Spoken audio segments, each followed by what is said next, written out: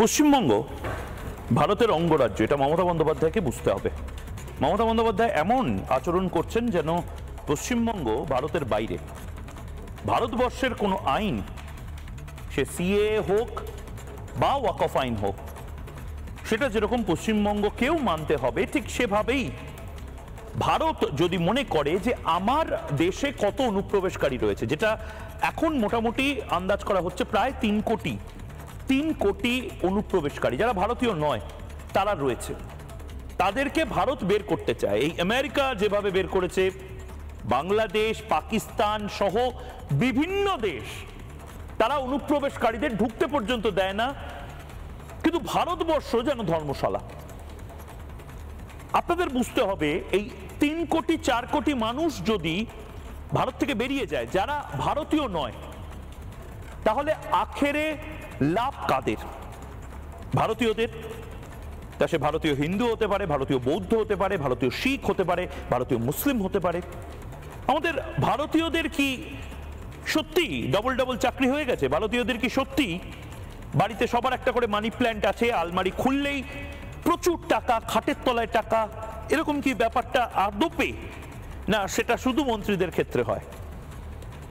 ভারতীয়রা প্রত্যেকে ভালো করে থাকার জন্য নিজের প্লেটে যাতে কোনো অনুপ্রবেশকারী ভাগ না বসাতে পারে, তার জন্য যা যা করার প্রয়োজন সেইটা করবে, মমতা বন্দ্যোপাধ্যায়ের পছন্দ হোক বা না হোক।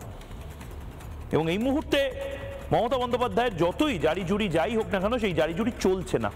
মমতা বন্দ্যোপাধ্যায় বুঝে গেছেন যে এসআইআর হচ্ছে, এবং ভারতবর্ষের কোনো অঙ্গরাজ্যে যদি ভারতবর্ষের আইন না মানা হয়, ভারতবর্ষ যা করতে চায় সেটা যদি না করতে চেষ্টা করে একটি শাসক দল বা কোনো রাজনৈতিক দল, তাহলে কেন প্রয়োজনে রাষ্ট্রপতি শাসন জারি করা হবে না এই বাংলাতে?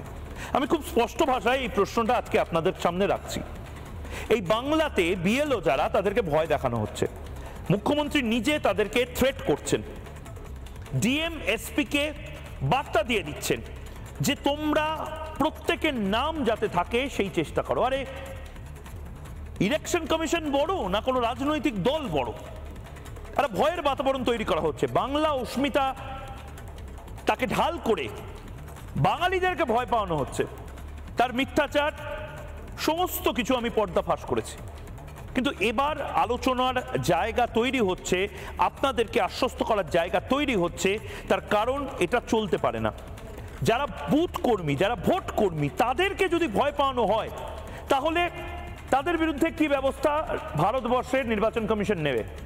আর রাজ্যপাল এই সমস্ত কিছু দেখে কেন চুপ থাকবেন? আমি আজকে রাজ্যপালকেও প্রশ্ন করছি, রাজ্যপাল কেন সেই রিপোর্ট কেন্দ্রীয় স্বরাষ্ট্রমন্ত্রীকে দেবেন না, যে ভারতবর্ষের একটি অঙ্গরাজ্যে যারা বুথ কর্মী, তাদেরকে মোটামুটি গান পয়েন্টে ট্রিগার চাপার আগে তাদেরকে বাড়িতে বাড়িতে গিয়ে সার্ভের কাজটা করতে হবে, এবং যে কোনো সময় তারা অ্যাটাক হয়ে যেতে পারে। আমি আজ এই জবাব চাই বাংলা থেকে ঘোষণা করছি, বিএলওদের পাশে রিপাবলিক বাংলা। যে কোনো বুথ কর্মী, যে কোনো ভোট কর্মী যারা এই মুহূর্তে এসআইআর তার অংশ হতে চলেছেন, তারা যদি কোনো ধরনের কোনো প্রতিবন্ধকতা তার সম্মুখীন হন, তার জন্য সম্পূর্ণভাবে দায়ী থাকবেন মমতা বন্দ্যোপাধ্যায়। এবং আমরা লাগাতার এই কভারেজটা করে যাব। একটা প্রতিবেদন এবং তারপর আসছি একটা বড় ব্রেকিং নিউজ নিয়ে। ভোটার লিস্ট থেকে কারো নাম যেন বাদ না যায় সেটা দেখার, আবার ইলেকশনের পরেও স্টেট গভর্নমেন্ট কখনো নির্বাচন কমিশনের বিরুদ্ধে যুদ্ধ ঘোষণা, লোক খেপানোর রাজনীতি। हम नाम काटने नहीं देंगे, हम नाम डालने नहीं देंगे। কখনো আবার বুথ লেভেল অফিসার বা বিএলওদের সরাসরি হুমকি। এটা মনে রাখবেন, আপনারা চাকরি করেন স্টেট গভর্নমেন্টের। বিহারের পর বাংলাতেও ভোটার তালিকার বিশেষ নিবিড় সংশোধন বা এসআইআর এর তোড়জোড় শুরু হতেই ঘুম উড়েছে মমতা ব্যানার্জির। ঠগ বাছাইয়ের সময় যত ঘনিয়ে আসছে, ততই আতঙ্কে ভুগছেন তৃণমূলের সর্বোচ্চ নেত্রী।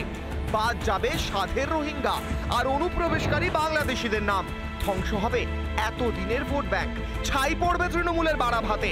তাতেই যেন চিড়বিড় করে জ্বলছেন মুখ্যমন্ত্রী। নিজে একটা রাজ্যের শাসন ক্ষমতায় থেকে প্রতি পদে বাধা দিচ্ছেন নির্বাচন কমিশনের কাজে। এসআইআর যাতে না হয় তা ঠেকাতে প্রাণপণ চেষ্টা। বিএলওকে বলবেন যে কেন বাদ গেল জবাব দাও।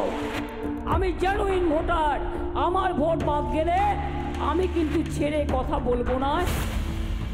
বঙ্গে ঘাপটি মেরে রয়েছে কত অনুপ্রবেশকারী তা চিহ্নিত করতে এত আপত্তি কিসের মমতার? কেন জলঘোলা করছেন?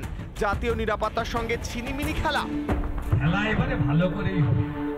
বিহারে যেমন হচ্ছে দেখছেন না, ভোটার তালিকায় খেলা হবে। এসআইআর সাইলেন্ট ইনভিজিবল একবারই রিগিং করার যে প্রয়াস, তৃণমূল কংগ্রেস তো রোহিঙ্গাকেও বলছে না, চিনতেও পারছে না। যে আপনি চিনতে পারছেন বিরোধী দলনেতা, আপনি বলুন কে রোহিঙ্গা। কমিশনের কাজে বাধা দেওয়া মানে দেশের কাজে বাধা দেওয়া। সাংবিধানিক প্রতিষ্ঠানের বিরুদ্ধে অপপ্রচার করে নিজের সর্বনাশী কি ডেকে আনছেন না মমতা? পরিস্থিতি আরো জটিল হলে কি জারি হবে রাষ্ট্রপতি শাসন? ৩৫৬ প্রয়োগ করেই কি অবাধ ও শান্তিপূর্ণ ভোট হবে বাংলায়? প্রশ্ন থাকছে। রিপাবলিক বাংলা। নানা ধরনের কন্টেন্ট দেখার জন্য লাইক করুন, শেয়ার করুন আমাদের ফেসবুক পেজ, সাবস্ক্রাইব করুন আমাদের ইউটিউব চ্যানেল। পাশাপাশি অন্যান্য ব্রেকিং নিউজের জন্য অবশ্যই চোখ রাখুন রিপাবলিক বাংলায়।